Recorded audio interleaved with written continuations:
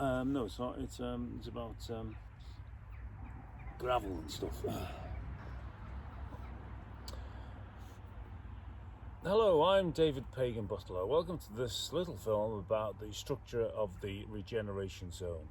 It's a wonderful, wonderful sunny autumnal day, and it's inspired me to get on and make this film. Anyway, I've put together a sort of model to demonstrate how the different layers in the regeneration zone are structured, because quite often I'm asked the question, how deep is such a layer, and how deep is the substrate, and where are all the membranes. So I just put this together just to illustrate that, and hopefully explain adequately, because it isn't actually very complicated at all. In this model here, this layer down here represents the soil or the ground that the pool is built on, and then you cover the whole area with a layer of fleece geotextile. We call this the underliner, and the reason for that is because then there's the next layer, which is the liner, which is the plastic impermeable barrier, normally EPDM or butyl. So the fleece underliner is protecting that liner from any small or sharp objects that may be on the surface of the pool, on the surface of the ground of the pool. Obviously, it's always best to remove, to get it as flat as possible, if not possibly cover it with a layer of sand, just to really help protect the liner, because the liner is a very expensive, huge piece of plastic. Now, so you've got the underliner, the liner, and then on top of that is another layer of fleece, and that's called the overliner. So now I have three layers: the underliner, liner, and overliner.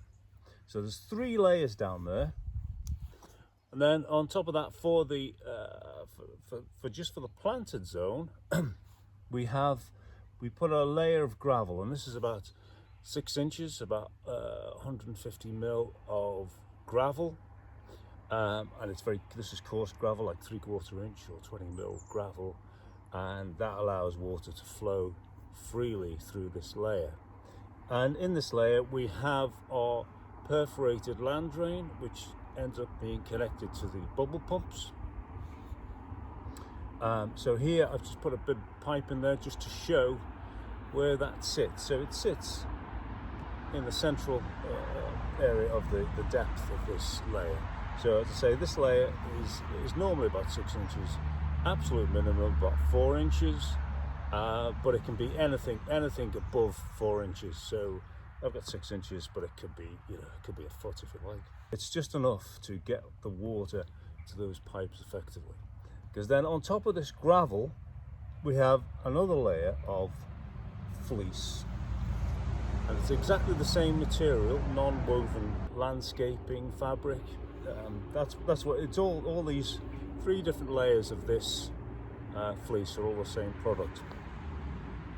So that's over the surface, over the top of this gravel layer, and that's really important, because that then stops your plant substrate, which is a mixture of sand and gravel. It just looks like sand in this because the sand comes to the front of the perspex, but that's a mixture, 50-50 mix of sand and gravel, and it stops the sand from going down into the layer of the drainage pipes. So you don't want any sand getting down there, because otherwise it'll just fill it all up, obviously, and there won't be any gaps for the water to move around. So this layer here, this fleece layer, or this geotextile, is actually really, really important. And then on top of this, then you put your plant substrate, as I've said, and I've illustrated this with a few plants, and this is about 6 inches deep. But again, this can be variable, but 6 inches is a sort of average. In this zone, this is where we get all the nutrients being absorbed. This is what happens mainly because water's being drawn out of this pipe because of the bubble pumps, and water's being drawn down through the gravel to get to this pipe, and it's drawn down through this regeneration zone area of plant substrate, which has got the plant roots in it. And this is where most of the biological activity is happening to take the nutrients out of the water. So the whole structure of this is really critical to keep the pool water nice and clean. So hopefully that's explained it a bit. Yeah, I need to make another model. Looks like it's got so much blinking pressure in there, it's bursting.